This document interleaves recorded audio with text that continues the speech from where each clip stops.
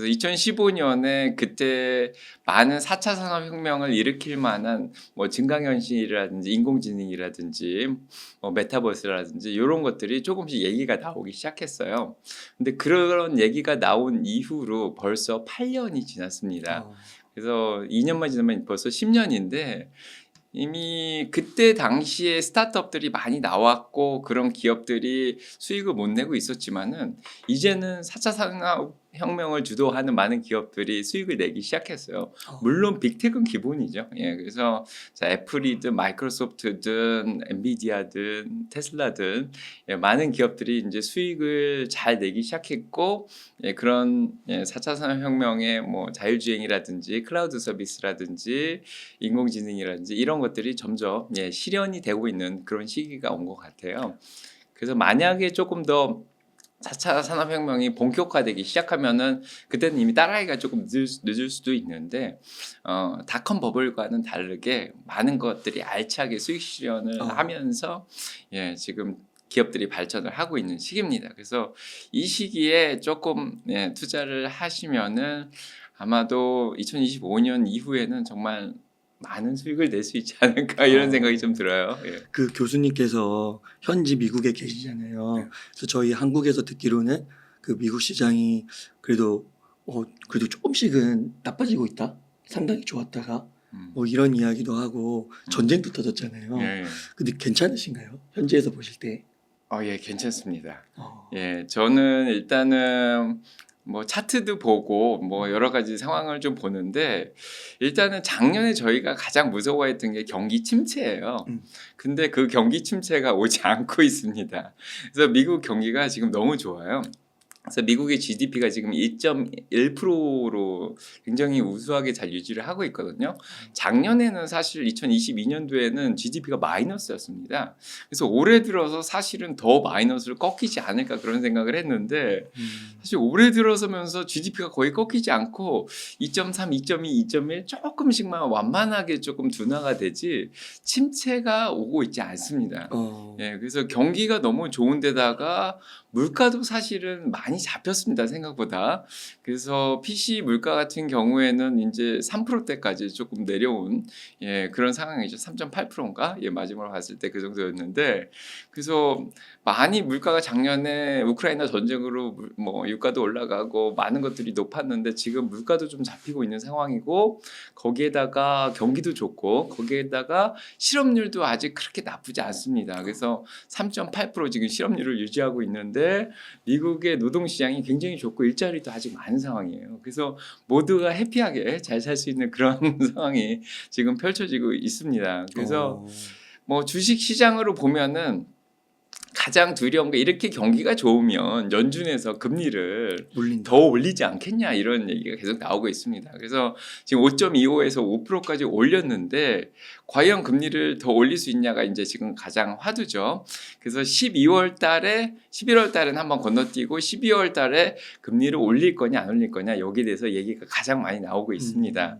만약에 한 번 더 올려도 이제 내년도 7월이나 돼야지 이제 금리 인하를 네. 시작하지 않을까 이렇게 생각을 하고 있었는데요.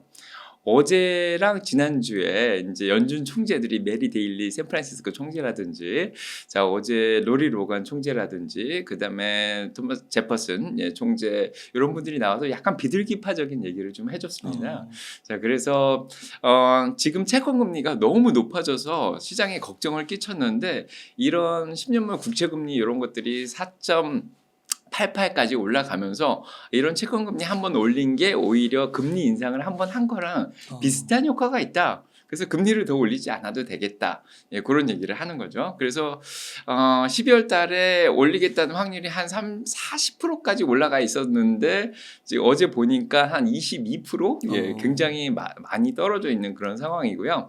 그래서 금리는 더 이상 인상하지 않을 것 같다는 게 지금 시장의 기본적인 어떤 대세인 것 같고 예, 내년도에도 7월 달이 아니라 6월 달 정도면 금리를 한 번 정도 인하하지 않을까 네. 이런 생각을 하는 거로 지금 시카고 패드 와치에서는 그렇게 얘기를 하고 있습니다. 어, 예, 그래서 일단은 미국 경기도 좋고 금리도 일단 최고 금리까지 많이 올렸고 그런 금리를 올린 상태에서 지금의 미국 경기가 잘 버티고 있습니다. 이렇게만 나가면은 내년에도 조금 충격 없이 완만하게 경기가 둔화되지 않을까 이런 조심스러운 생각을 하고 있고요. 딱 하나 걱정되는 거는 사실은 물가가 많이 떨어지면 떨어질수록 기준금리가 그대로 유지되면은 사실 그 폭이 넓어져서 실질 금리는 계속해서 높아지게 되거든요. 그래서 그런 충격에 조금 흔들리는 상황이 올 수도 있겠다. 뭐 약간 조심스럽게 생각을 하지만 그래도 아직까지는 좀 긍정적으로 볼 수 있을 것 같습니다. 그러시군요. 혹시 중동 전쟁은 어떻게 보세요? 예, 주말 동안에 갑자기 이스라엘과 하마스 간의 전쟁이 터졌는데요. 네. 전통적으로 중동에서 전쟁이 일어난 경우에 미국 증시는 크게 영향을 받지 않았습니다. 그래요. 그래서 옛날에 6.1 전쟁이라든지 용키퍼 전쟁이 1967년, 73년 이럴 때 일어났었는데 이런 중동 전쟁이 일어나도 미국 증시는 한 6일 정도 충격을 받든지 아니면 좀 짧게 이틀 정도 충격을 받았는데 많이 떨어진 게 한 1.4% 정도 떨어졌고요. 그 다음에는 한 0.6% 정도만 떨어졌습니다. 얼마 안 되네요. 예, 떨어졌다가 금방 또 회복하고 사실은 미국이 직접적으로 전쟁에 가담하지 않는 이상은 증시에 크게 영향을 받지 않습니다. 그래서 작년에 우크라이나하고 러시아의 전쟁도 사실은 6일 정도만 주가가 떨어졌지 그 이후에 다시 회복을 했고요. 그 이후에 사실은 어떤 유가가 많이 올라가는 바람에 이제 증시에 좀 큰 충격을 줘서 계속해서 조금 많이 떨어지긴 했는데 그래도 이제 외국에서의 전쟁은 이제 진주만 공격이라든지 뭐 9.11 사태라든지 미국이 직접적으로 공격을 받지 않는 이상은 뭐 일시적인 충격만 좀 주고 장기적인 영향은 미치지 않습니다. 그래서 자 이번에도 사실은 이스라엘과 팔레스타인 간의 전쟁이면은 거의 영향이 없는데 만약에 이란이 개입을 하고 미국이 참전을 하게 돼서 자 그런 것들이 유가를 너무 많이 끌어올리게 되지 않겠냐. 예, 그러면은 또 물가에도 영향이 있고 미국 증시에도 좀 영향이 있지 않겠냐 이런 얘기들이 나오고 있는데요. 뭐 아직은 중동 전체 전쟁으로 이게 확대되기에는 좀 가능성이 좀 낮다 이런 생각이 좀 들고요. 좀 뭐 레바논이라든지 시리아에 있는 이 반군 단체가 좀 참여할 가능성은 있는데 이란이 지금 이스라엘하고 사우디하고 약간 협상 중에 있습니다. 평화 협상 중에 있는데 미국이 좀 바이든 대통령이 그걸 중재해가지고 좀 잘 이끌어 가려고 지금 노력을 하고 있어요. 그래서 이제 뭐 이란이 거기에 대해서 조금 불만이 있을 수도 있겠다 이런 생각도 좀 드는데 자, 아무튼 뭐 중동 전쟁이 좀 일어나더라도 유가를 끌어올리는 역할만 있지 지금 연준에서 바라보는 건 사실 유가나 식량은 아니고 조금 근원 물가라든지 슈퍼코어라든지 이런 쪽에 좀 포커스를 두고 있기 때문에 그렇게 큰 충격을 주진 않을 거라는 생각이 좀 듭니다. 네. 그러면요, 교수님. 지금 시점에서는 여윳돈이 있다면 주식을 이제 분할로 매수하는 타이밍이다. 이렇게 예. 보시는 거고요. 예, 저는 사실은 8월하고 9월에 주식이 많이 빠졌습니다. 특히 중소형주 같은 경우에는 굉장히 이제 3월달, 5월달 바닥까지 지금 내려온 상황이고요. 지금 4,600까지 올라갔다가 잠깐 내렸다 다시 4,500대로 올라갔다가 지금 S&P 500이 4,200대까지 지금 내려왔었거든요.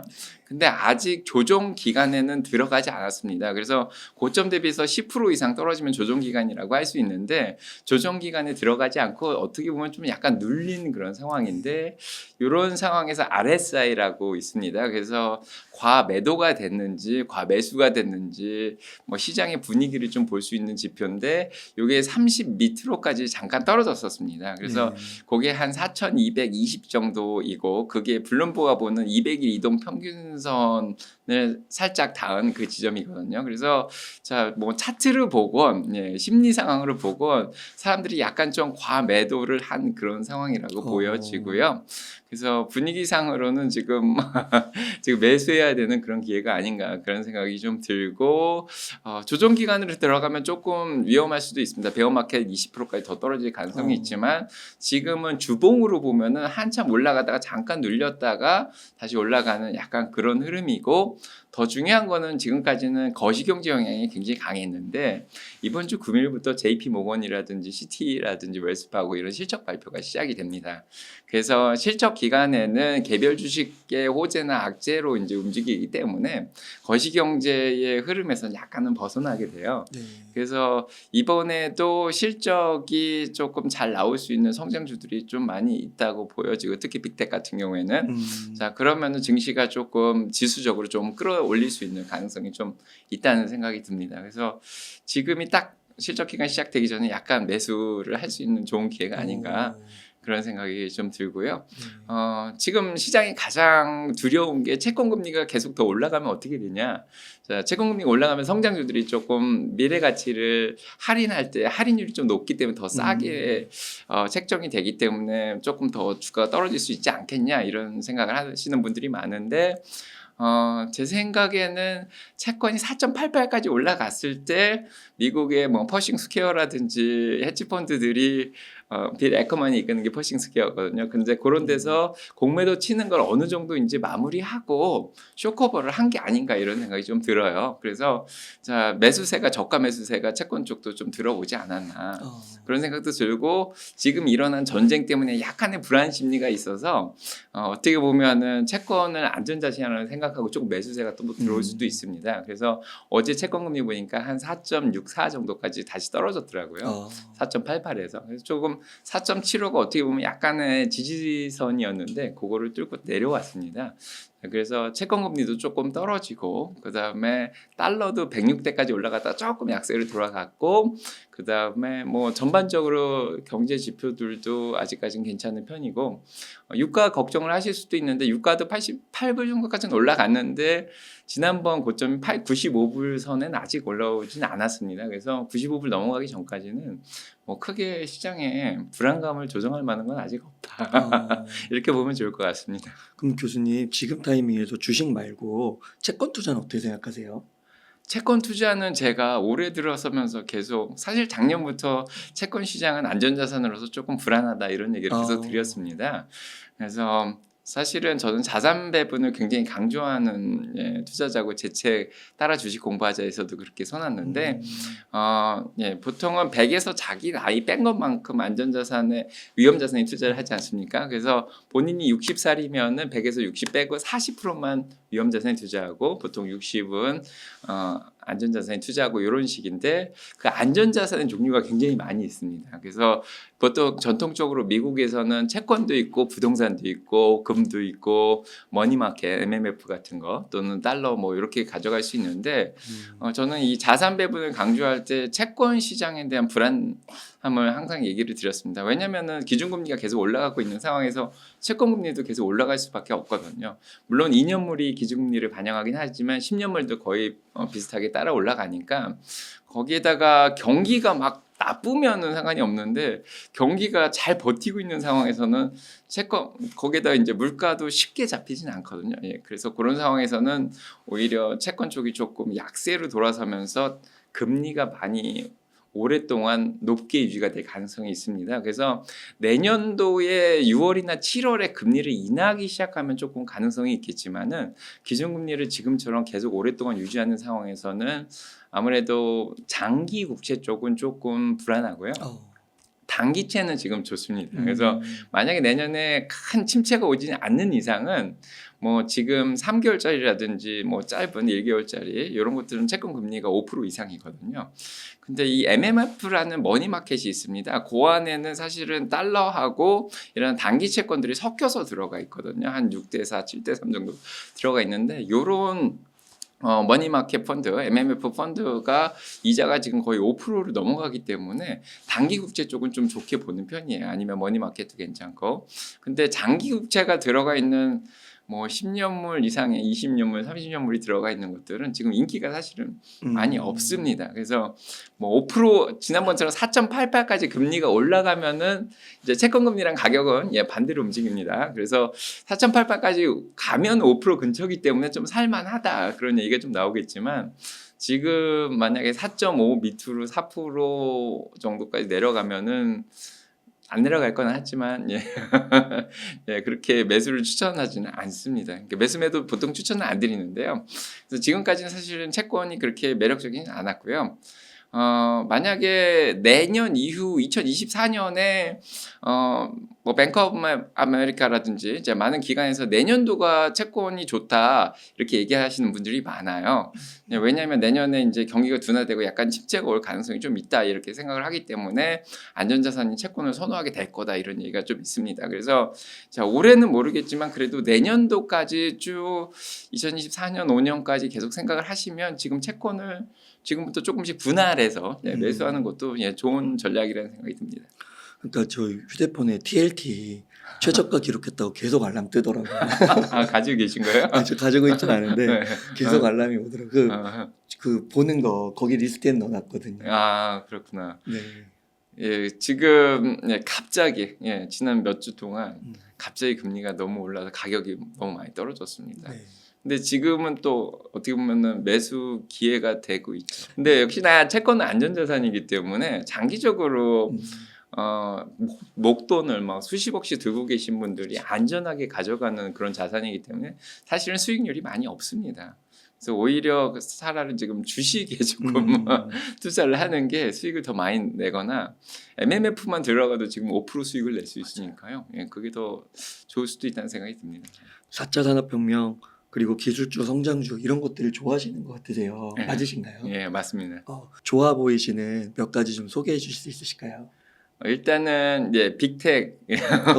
매그니피슨 세븐, 아. 7개 기업은 다 좋다는 생각이 좀 들어요. 어, 자, 올해 들어서 인공지능 모멘텀을 타가지고 지금 빅텍 7개 기업 위주로 지수를 끌어올렸지 않습니까? 그런데 이 흐름이 지금 멈출 것 같다는 생각이 안 들어요. 그래요. 예, 아까도 얘기 드렸듯이 4차 산업혁명이 무르익고 있는 그런 시기이기 때문에 거기에다가 챗GPT라는 아주 우수한 인공지능 또 나왔고 그렇기 때문에 이 모멘텀을 살아서 저는 옛날에 그런 얘기를 많이 했는데 오른 놈이 계속 오른다고. 모멘텀을 일단 탄 주식들은 쉽게 꺾이지가 않습니다. 그래서 8월 달에 9월 달에 좀 공매도가 많이 들어오긴 했지만은 7개 기업을 누르기에는 좀 부족했습니다. 그래서 눌려졌지만 사실은 많이 떨어지지는 않았죠. 그래서 나스닥도 보면은 아직 조정 기간에 들어가지 못했습니다. 그래서 아무래도 올해 말까지 S&P 500이 한 4,500 정도 기간 골드만삭스는 4,500 정도 보고 있고 그 외의 기간은 뭐 5,000도 보고 있는 기관들이 많은데 평균적으로 5,100 정도 보고 있거든요. 근데 저는 보수적으로 4,500은 보고 있습니다. 그래서 만약에 올라가면은 이 빅텍들이 다시 끌어올리지 않을까 그런 생각이 좀 들어요. 그래서 저는 그 중에서도 제 유튜브에서는 테슬라하고 엔비디아를 굉장히 강조를 많이 해왔습니다. 그래서 작년 10월 달에 엔비디아가 한 108불 정도 내려가고 그다음에 이제 1월 달 정도에 테슬라가 한 102불 정도까지 내려갔었는데 그때도 열심히 사시라고 강조를 많이 했었죠. 그래서 그때의 테슬라하고 엔비디아의 P가 굉장히 낮았었습니다. 근데 지금은 엔비디아가 그때 이후로 거의 4배 이상 올라왔고 테슬라도 어떻게 보면 지금 2.6배 정도 올라와 있는 그런 상황이거든요. 근데 과연 테슬라하고 엔비디아를 계속 사야 되는 이런 질문을 계속 하세요. 맞아요. 예, 그래서 뭐 저는 적정 주가라든지 앞으로의 목표 주가 이런 것들이 굉장히 중요하다고 생각하는데 본인이 직접 계산해 보시는 게 굉장히 중요합니다. 근데 지금 내년도 테슬라의 예상 성장률과 EPS 이런 것들을 고려해 보면은 내년도 EPS가 한 5불 이상은 나올 걸로 생각이 들거든요. 그러면 거기에다가 멀티플을 50 정도 좀 높게 주는 성향도 있는데 워낙 이 성장을 1년에 50%씩은 매출 성장을 하고 있으니까 50을 줍니다. 그래서 만약에 5불에다가 간단하게 계산하면은 50을 주면 250불이 나오거든요. 네. 좀 보수적으로 줘도 240불 정도 나오는데 그거 생각하면은 지금 주가가 딱 적정 주가에 와 있습니다. 내년도. 그래서 만약에 모멘텀만 잘 타면은 250불 이상으로 올라가서 내년도에 수익을 낼 가능성이 굉장히 높습니다. 월락이 주가가 모멘텀과 심리를 작용해서 이제 수급이 이루어지기 때문에 항상 적정 주가대로 움직이지는 않거든요. 네. 그래서 적정 주가 대비해서 목표 주가가 이제 내년도에 한 300불 정도 보고 뭐 대부분의 지금 기관이 평균적으로 270불 정도 보고 있고요. 뭐 모건 스탠리 이런 데는 400불도 보고 네, 조금 적당히 보는데도 한 지금 280불, 300불 정도 보고 있습니다. 그래서 만약에 내년도에 300불 보고 적정 주가가 지금 240불, 50불이라고 보면은 지금 사면은 손해는 안 보는 거죠. 예, 조금 떨어져도 뭐 큰 손해 안 보고 자, 테슬라를 잘 두고 갈 수 있고요. 그다음에 엔비디아도 마찬가지입니다. 근데 엔비디아는 이제 퍼가 너무 높아요. 지금 퍼 PE라고 하죠. 예, 그래서 1달러를 버는데 몇 년이 걸릴까가 PE인데 지금 107 정도가 나오는데 지금 1년 1불을 벌기 위해서 지금 107년이 기다려야지 지금의 주가가 나온다는 건데 너무 높아 보이잖아요. 네. 근데 사실은 지금 EPS 주당 순이익 성장이 엄청난 기업입니다. 그래서 인공지능이 이번에 갑자기 모멘텀을 타기 시작하면서 실적 발표를 할 때마다 예상을 깨고 기대 이상의 수익을 지금 내고 있어요. 그 이유는 인공지능에 들어가는 칩 자체가 H100이라는 것도 있고 A100이라는 것도 있는데 이 칩에 대한 수요가 지금 엄청나게 늘어나고 있습니다. 근데 이 TSMC에서 칩을 받아서 본인들이 만드는데 이게 좀 수익을 많이 내는 편이에요. 이유는 많이 남기고 그것도 팔더라고요. 한 10만 불씩 하고 비쌉니다. 그래서 지금 엔비디아의 수익 성장이 올해는 100% 이상 갈 걸로 그렇게 생각을 하고 있어요. 그래서 내년도에는 더 많이 늘어날 거로 생각해서 자 그런 거를 테슬라도 그런 것들을 고려하고 뭐 매년 매출 50%씩 성장하고 그 다음에 엔비디아도 100% 성장하고 이런 것들을 따지면은 팩이라는 게 개념이 있습니다. PEG라는 개념인데 퍼를 성장으로 나누거든요. 보통 성장주 투자를 할 때는 이런 게 2가 지금 안 되고 있습니다. 그래서 엔비디아는 한 1.29 정도 나오고 있고 지금 테슬라도 한 1.8 정도밖에 안 나옵니다. 성장주는 조금 더 높게 볼 수도 있는데 지금 애플 같은 경우가 2.25 2.3 정도 나옵니다. 그래서 사실은 매출로 보면 애플이 훨씬 높고 뭐 주당 순이익도 잘 나오지만 애플의 성장은 사실은 높지가 않습니다. 매년 한 10% 정도의 성장을 한다고 보면 되는데 지금 엔비디아가 100% 성장하고 테슬라는 50% 성장하면은 성장으로 따지면 사실은 예, 객관적으로 팩으로 보면은 조금 애플이 더 비싸 보일 수가 있는 거죠. 그래서 뭐 구글이나 아마존이나 엔비디아나 테슬라는 지금 1.2, 1.5, 1.8 정도밖에 안 나오거든요.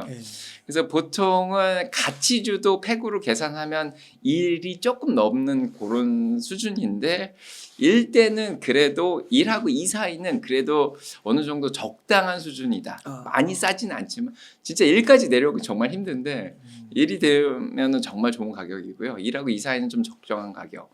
2 이상은 조금은 비싸서 조금 홀드해야 되는 그런 상황이라고 생각이 듭니다. 엔비디아가 1.29밖에 안 되네요. 네, 그래서 지금 엔비디아가 비싸다고 볼 수는 있지만 목표 주가가 기관들이 지금 600불 이상, 뭐 최근에는 750불이 지난주에 나온 것도 있고요, 두 분씩. 자, 그래서 그렇게 600, 750으로 기관들이 목표 주가를 올린 이유, 작년 10월만 해도 사실은 목표 주가가 200불대였습니다. 근데 지금 거의 3배 이상 올린 이유는 엔비디아가 실질적으로 인공지능에 대한 실제 수익을 보여주고 있거든요. 사실 인공지능이라 하면 수익이 어떻게 나지? 클라우드 쪽에서 마이크로소프트가 어떻게 내지? 아니면 테슬라의 자율주행 쪽에서 어떻게 내지? 이렇게 생각하기가 좀 쉽지가 않잖아요.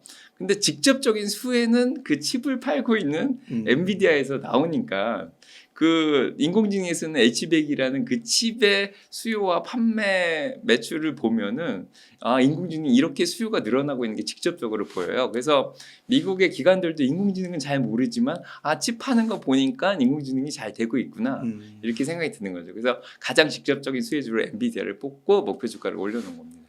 그렇군요. 그러면요, 교수님, 그 챗GPT 같은 게 이제 인공지능의 대표 현상이잖아요. 예. 미국 사람들은 실제 많이 쓰고 있어요. 챗 GPT를 많이 쓰고 있습니다. 그래요. 지금은 제가 법대에 있는데 변호사들이 챗 GPT로 소송장을 썼다가 판사한테 걸려가지고 그래요. 지금 그 변호사 자격증 박탈될 위기에 놓인 사람도 있습니다. 음. 그리고 저희 학생들이 보고서를 쓰라 그러면 페이퍼를 쓰라 그러면은 챗GPT를 쓰더라고요. 야, 그렇구나. 저는 지난 학기에 페이퍼를 낸 학생이 있는데 테슬라에 관해서 쓰더라고요. 제가 이제 국제거래법을 가르치는데 이제 국제적인 기업들에 대한 이제 조사를 해서 페이퍼를 쓰는데 제가 테슬라에 대해서 굉장히 잘 알지 않습니까? 그러니까 딱 보이더라고요. 근데 목차가 챗GPT로 나오는데 네. 사람이 쓴 거랑은 약간 조금 이상해요. 음. 내용은 다 들어가서 맞는데 이게 목차가 인간이 생각하는 논리적 흐름이 아니라 그냥 모든 정보를 다 모아서 그냥 짜놨다? 그런 느낌이 들더라고요. 그래서 아 이거는 챗GPT를 썼구나. 이렇게 보이죠. 그래서 학생들도 쓰고 예, 그 다음에 많은 정보 활동을 쓰는 IT 쪽에서 아니면은 데이터를 엑셀로 이렇게 만드는 기업들에서도 챗GPT를 쓰고 있고 생각보다 이게 좀 이게 번역할 때도 굉장히 좋더라고요. 제가 미국에 29살에 갔습니다. 그래서 2002년도에 갔는데 그래서 영어를 잘 못해요. 진짜 노력 많이 했는데 지난 21년 정도 예, 노력을 했는데도 영어를 잘 못해요. 예, 근데 그래서 글을 쓰면 문법적으로 조금 이상한 부분이 있습니다. 그러니까 문법은 맞는데 약간 뉘앙스가 틀린 예, 그런 글들이 좀 나오는데 요거를 제가 패러그래프식 챗GPT에 넣으니까 뉘앙스 있게 되게 영어식 좋은 표현으로 잘 바꿔주더라고요. 저한테는 문법은 맞지만 미국 사람들이 보기에 좀 부자연스러운 그런 표현들도 잘 바꿔주고 문법도 고쳐주고 스펠링 뭐 잘못된 것도 고쳐주고 너무 편하더라고요. 그래서 아 이게 구글 트랜슬레이터보다 훨씬 좋구나. 세상이 많이 바뀌겠구나. 예, 이런 생각이 듭니다. 네.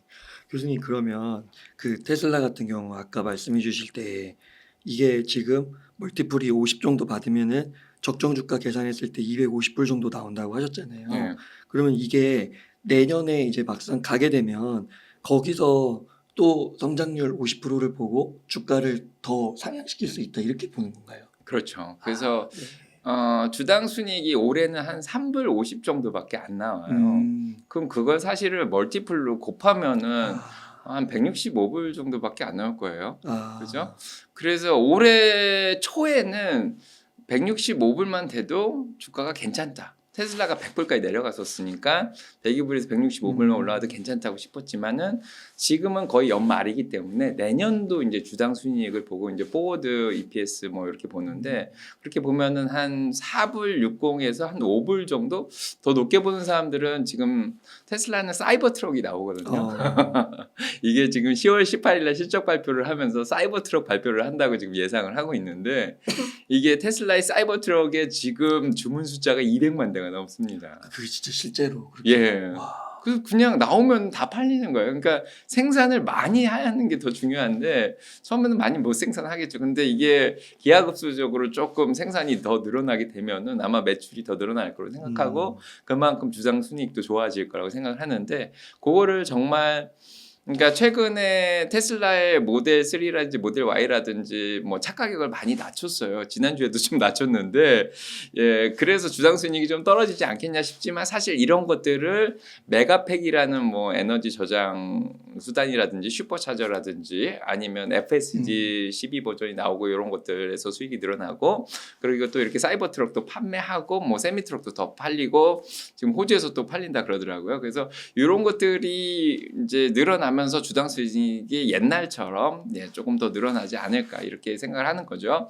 그래서 뭐 5불 50 정도까지 보고 이제 내년도 주가를 생각하면은 뭐 한 적정 주가가 250불 정도 나올 수가 있습니다. 그 이상도 나올 수 있는데 또 내년이 되면은 내후년에 주당 순이익을 볼 거 아닙니까? 2024년이 되면 2025년을 보는데 2025년에는 당연히 더 늘어날 거로 지금 생각을 해서 만약에 주당 순이익이 50%가 더 상승한다 그러면 5불에서 한 7불 5분까지 올라가지 않겠습니까? 그러면 거기에다가 그렇게 되면은 350불 이상 예, 그렇게 나오게 되죠.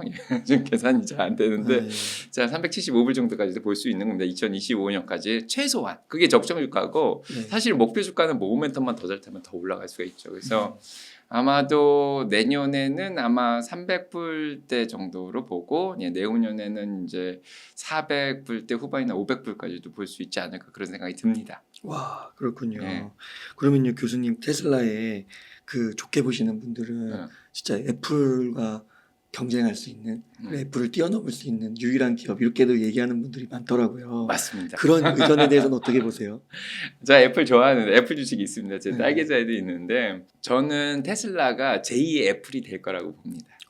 그래서 사실은 PC가 있던 세상에서 델 컴퓨터, HP 뭐 다양한 PC들이 있었는데 애플의 맥북 프로가 이제 맥북이 나오면서 컴퓨터가 미국 사람들이 다 그것만 쓰기 시작하는 거예요. 그리고 애플 폰을 쓰기 시작하니까 아이폰 3, 아이폰 4, 아이폰 5 쓰기 시작하니까 다른 폰들을 안 쓰고 다 그 폰만 쓰고 디자인적으로 또 우수하니까 그 또 생태계 자체를 혼자서 또 구성해 나가더라고요. 그래서 그만큼 거의 그 시장 자체를 완전히 장악해 버리는데 지금 모델 Y가 내연기관차를 이기고 전 세계에서 베스트셀러가 됐습니다. 그래서 유럽에서도 가장 잘 팔리는 차, 어제 또 통계가 나왔는데 전 세계에서 가장 많이 팔린 차로 모델 Y가 선정이 됐습니다. 그리고 지금 어제 또 지표가 나왔는데 전 세계 전기차 시장이 지금 18%까지 올라왔습니다. 미국에서는 코로나 때만 2020년도에만 해도 한 3% 정도밖에 안 됐어요. 전기차 채택률이. 네. 근데 지금 거의 9%까지 올라왔고요. 유럽도 거의 10%대 후반으로 올라왔고 이제 중국은 한 20%.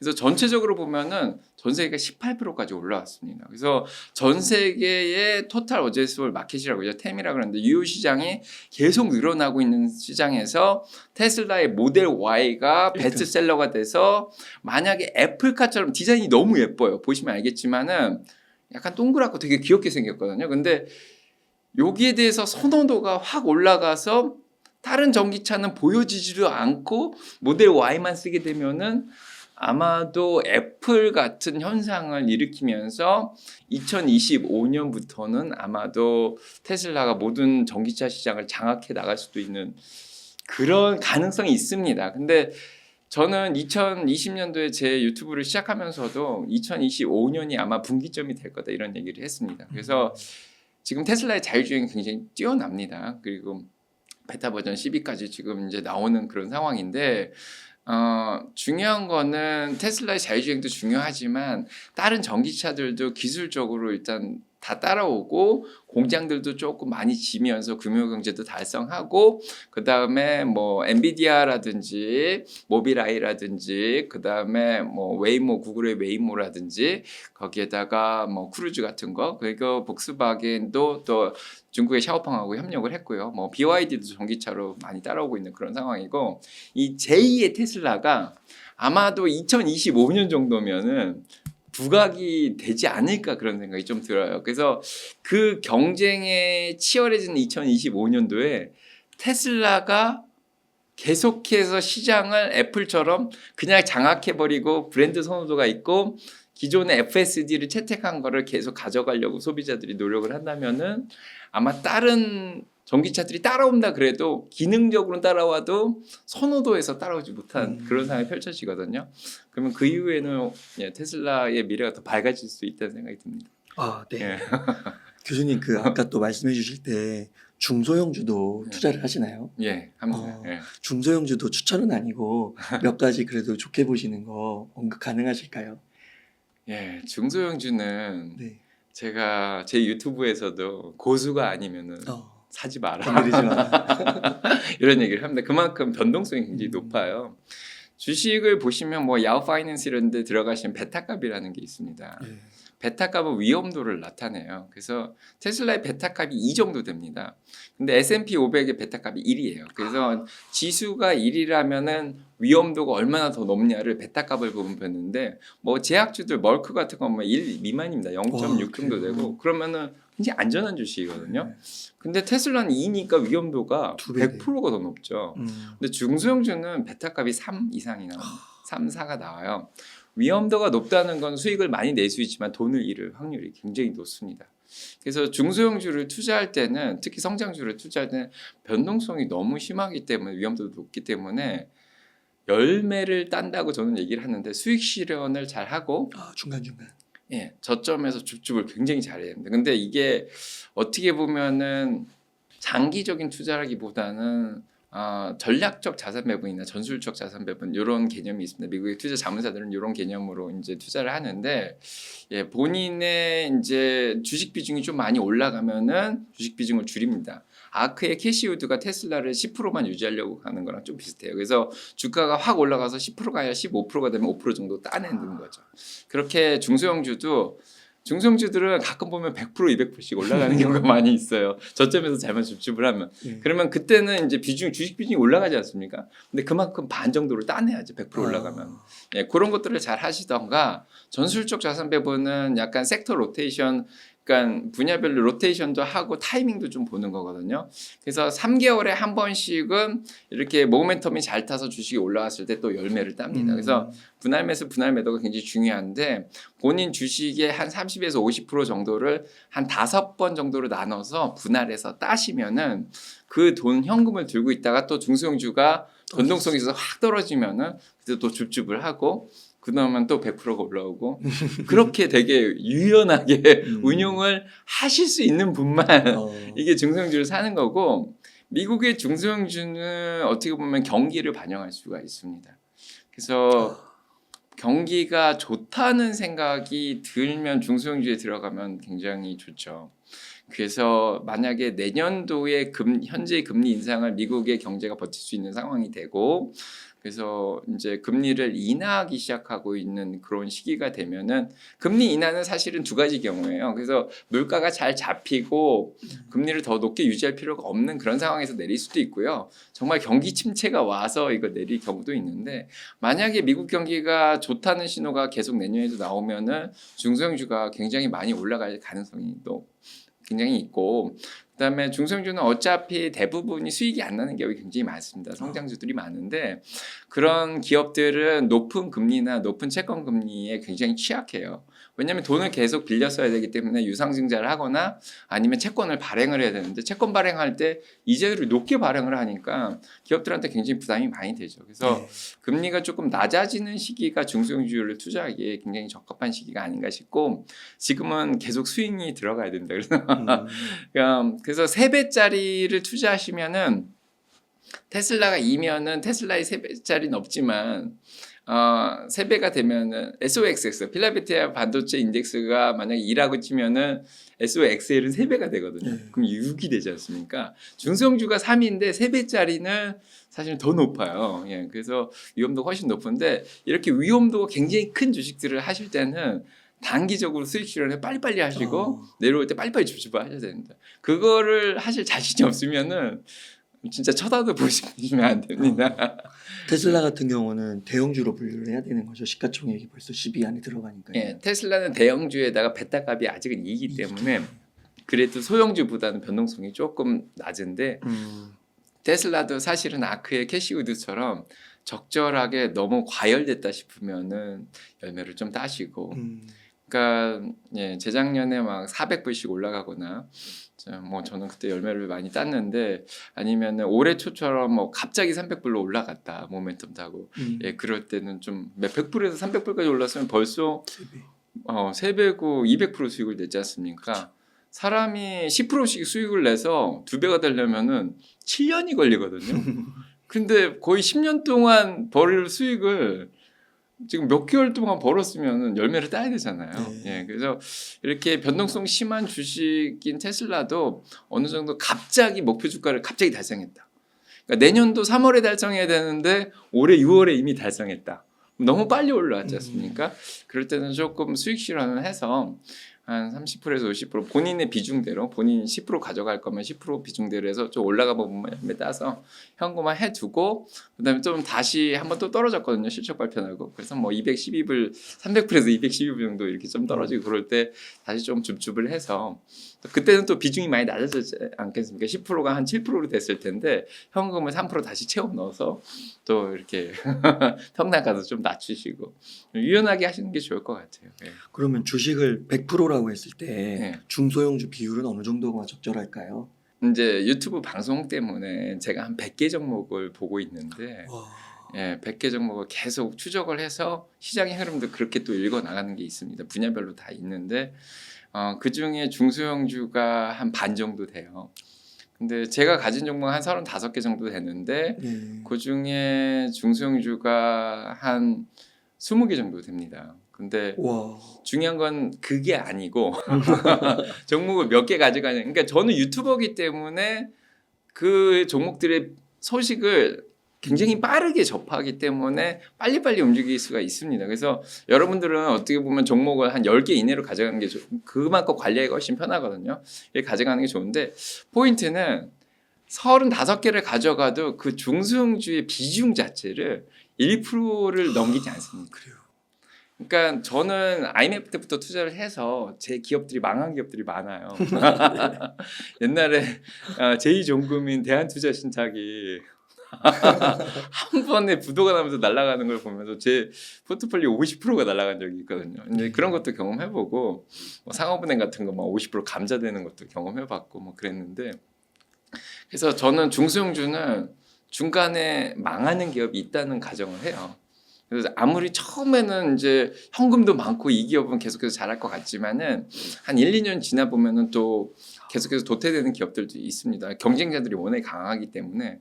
그래서 테슬라의 경쟁자가 루시드가 되겠다 하지만은 루시드가 결국 경쟁에서 지금 못 살아남고 있는 그런 상황이잖아요. 그래서 약간 주가도 떨어지고 도태가 좀 되고 있는데 아무튼 그런 상황처럼 이제 상황이 바뀌는 경우를 다 감안을 하면은 포트폴리오의 중소형주의 비중이 1%가 넘어가는 건 굉장히 위험한 거라고 생각하고 그래서 그 1%가 본인 포트폴리오에서 사라지더라도 아무 영향이 없게끔 그렇게 투자를 하고 있고 만약에 한 20개 정도의 그 1%짜리가 모여서 나중에 그 중에 반만 100% 이상 올라간다면은 예, 전체적으로는 큰 수익을 또 낼 수가 있는 거죠. 그래서 네. 예, 그렇게 투자를 하시는군요. 예, 비중 조절이 굉장히 중요하다고 생각합니다. 그러면 교수님 중소형주에서도 한 몇 가지 기업 소개해 주세요.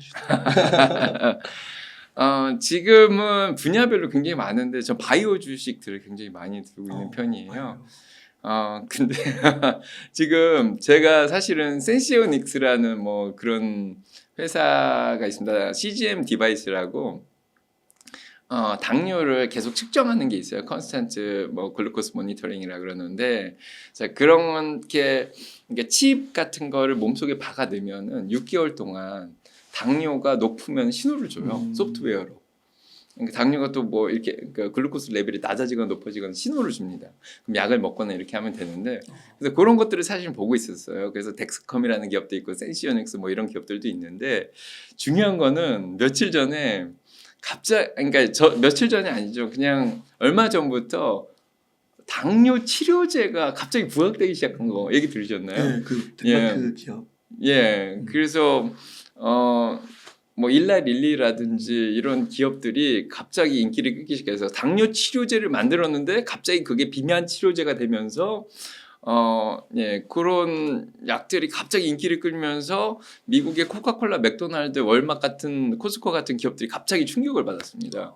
그래서 다들 이렇게 비만 치료제를 먹으니까 음식 수요가 줄지 않습니까? 그러니까 이런 이제 평소에 먹던 코카콜라, 맥도날드를 안 가게 되는 거예요. 그렇구나. 오히려 수혜를 입는 이제 비행기 무게가 낮아져서 혜택을 보는 비행기 주식들은 또 올라가고 또 아니면은 패션 쪽이 옷을 작게 입어야 되니까 이런 것도 많이 팔리니까 패션 기업 쪽은 좋은데 이런 필수 소비재 쪽이 오히려 충격을 받은 그런 상황이 왔거든요.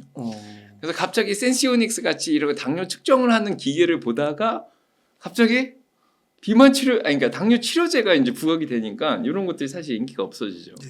그래서 사실은 센시오닉스를 추천하기 힘들고요. 네, 그리고 만약에 주식 추천은 안 합니다. 안 하는데 요즘은 사실은 인공지능 모멘텀이 굉장히 좋지 않습니까? 그래서 빅텍뿐만 아니라 사실은 인공지능 쪽에서 수익을 내고 있는 기업들이 많이 있습니다. 그래서 팔란티어도 있고 그 다음에 새롭게 스타트업으로 시작되는 기업들도 있고 뭐 C3 AI 같은 경우에는 어떻게 보면 인공지능에 개발할 수 있는 플랫폼을 주는 회사라서 뭐 직접적인 영향은 없는 것 같고 그래서 뭐 중소형 기업 중에는 팔란티어 같은 거를 많이 보고 한국 분들이 많이 투자하시는 예 팔란티어와 그 다음에 또 아이온큐 같은 게 양자 컴퓨터 같은 데는 그러니까 기존의 컴퓨터로 풀 수 없는 난해한 인공지능 문제들이 있는데 그런 것들을 또 양자 컴퓨터로 또 풀 수 있다 뭐 이렇게 얘기가 좀 나오고 있습니다. 그래서 미국에서도 양자 컴퓨터라든지 좀 인공지능 쪽에도 관심이 많기 때문에 이런 주식들은 일단 모멘텀을 탔기 때문에 쉽게 또 꺼지지 않는 그런 경향도 있는 것 같아요. 그래서 중요한 거는 좋은 주식, 나쁜 주식은 없습니다. 비싼 주식이냐 싼 주식이냐 이게 중요하지. 그래서 요즘 좀 주가가 많이 떨어졌거든요. 그래서 요즘 같은 시기가 조금 줍줍하기가 좋은 시기가 아닌가 싶고 11월 달에 이제 실적 발표가 끝나죠. 11월 초면은 이제 그때 조금 위험한 상황이 펼쳐질 수가 있습니다. 그래서 11월 1일 날 연준에서 금리 발표가 있고요. 그 다음에 11월 17일 날 연준의 셧다운 문제가 다시 불거질 겁니다. 45일 연장이 됐는데 아마 그 11월부터 그 기간이 조금 위험하긴 한데 거기만 잘 넘어가면 그래도 12월 달까지는 좀 올라갈 수 있지 않을까 그런 생각이 좀 들어요. 네, 교수님 그러면은 만약 지금 1억 정도 여유 자금이 있다면 어떻게 투자 전략을 세우시겠나요? 1억이 있으면요. 네. 네, 굉장히 돈이 많으신 거라는 생각이 듭니다. 사실은 저는 항상 3천만 원을 1억으로 만들 수 있는 사람이면은 1억을 30억으로 만들 수 있는 사람이라는 생각이 들어요. 그래서 1억이 있는 게 중요한 게 아니고 처음에 1,000만 원, 3천만 원 가지고 복리 효과를 거두면서 1억을 만들었느냐 아니면 어떤 자기만의 노하우를 가지고 시행착오를 겪어가면서 1억을 만들었냐 이게 굉장히 중요한데 만약에 1억을 가지고 처음 투자하시는 분이면 주식시장에 대해서 아무것도 모르신다고 지금 가정이 들거든요. 그런 경우에는 절대로 투자를 시작하시면 안 됩니다. 그래서 저는 자산 배분이 더 중요해요. 그래서 저희 투자 원칙 첫 번째는 목적 있는 투자, 두 번째는 자산 배분, 세 번째는 분산 투자, 뭐 등등 한 10가지 정도가 있는데요. 그 중에서 자산 배분은 굉장히 중요시 여깁니다. 그래서 이 1억을 가지고 현금을 들고 아무것도 안 사는 연습을 일단 하는 게 좋다는 생각이 듭니다. 그래서 이야. 주식 시장을 계속 쳐다보면서 그 기업에 대한 공부를 계속해서 해나가고 거시경제 시장을 읽을 줄 아는 그런 능력이 생길 때까지 좀 기다렸다가 모두가 공포를 느끼는 그 시기가 올 때 지금 요즘 같은 시기가 어떻게 보면 기회라고 할 수 있죠.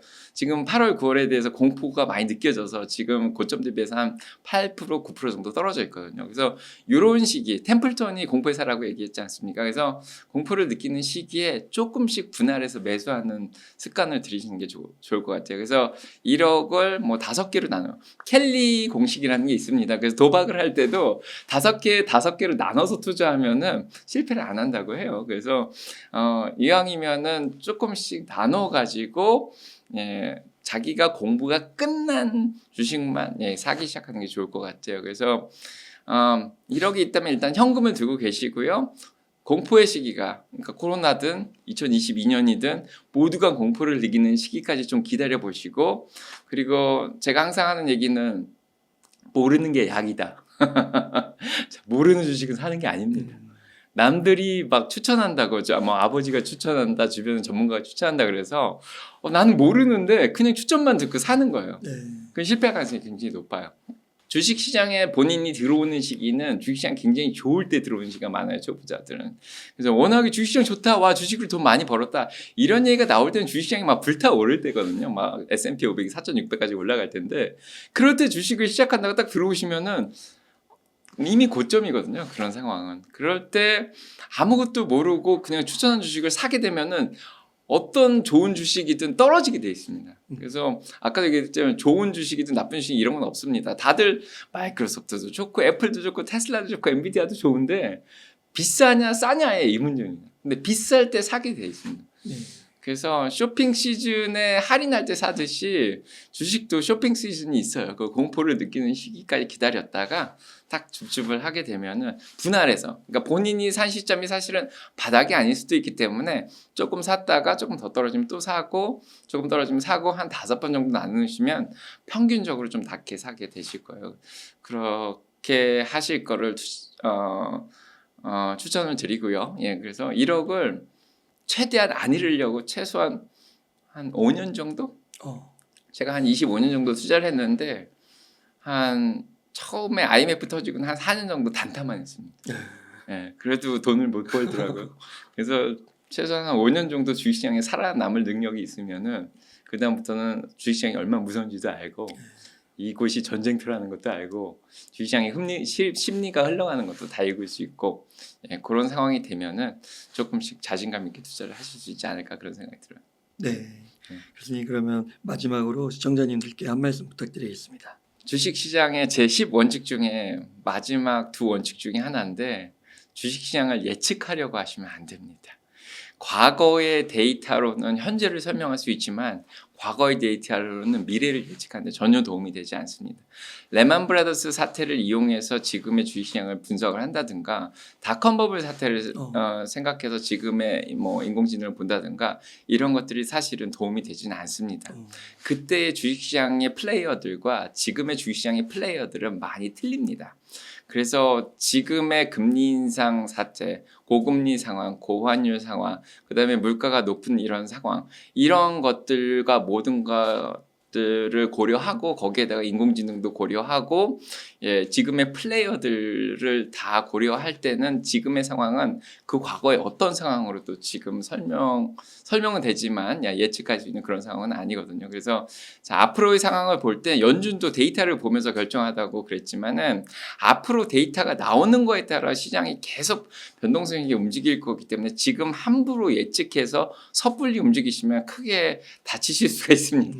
그렇기 때문에 적절하게 자산을 배분해 놓으시고 저 같은 경우에는 반반 전략을 쓰거든요. 그래서 자, 안전자산인 MMF 이제 머니마켓에 반이 있고 반은 주식시장에 들어가 있습니다. 그래서 이런 식으로 적절하게 현금을 들고 가시다가 기회가 오면 좀 주춤하시고 좀 과열됐다 싶으면 열매를 좀 따시고 자, 이런 식으로 융통성 있게 운영을 하셔야지 좋을 것 같고요. 어떤 상황에도 예측을 하고 그거에 따라서 욕심을 내시는 순간 주식시장에서는 빠르게 나가실 수가 있습니다. 그래서 예, 최대한 보수적으로 너무 자신감 있지 말고 겸손하게 욕심 부리지 말고 예. 그래서 떨어졌을 때는 지금 있는 돈 좀 잃어도 돼 하면서 공포가 있지만 조금 사시고 그리고 너무 많이 올라갔을 때는 나 먹을 만큼 먹었어. 이제는 욕심 버리고 좀 나와야겠다. 이런 생각으로 좀 따시고 이렇게 잘 하시면 좋을 것 같습니다. 감사합니다. 이렇게 해서 이주택 교수님을 모시고 이야기를 나눠봤습니다. 긴 시간 동안 유익한 인사이트 많이 나누셔서 감사의 말씀드립니다. 오늘 고생 많으셨습니다. 감사합니다.